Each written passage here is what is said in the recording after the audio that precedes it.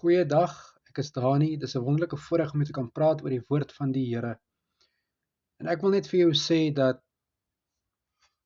as jy die eerste hoofstuk gaan lees daarvan Rut, waar sy saam met haar skoonmoeder wou gaan en sy wou dit nie gehaat het nie, het Rut nog steeds aangehou alhoewel haar skoonsister ingegee het en agter haar gode aangegaan het Rut vir haar gesê: waar jy gaan, gaan ek, waar jy sterwe, sal ek sterwe. Jou God is my God. En mag ek en jy altyd weet dat dit maak nie saak of ons afgekeer word nie. Of mense vir ons sê, ag man, jy kan nie gaan waar ek gaan nie. Jy kan nie doen wat ek doen nie.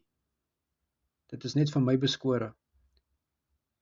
Maak nog steeds seker dat jy Jesus volg. Al moet jy aanhou en aanhou en aanhou. Net soos Rut.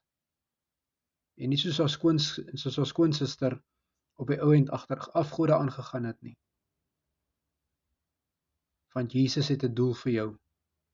Jy moet 'n wonderlike dag hê. Totsiens.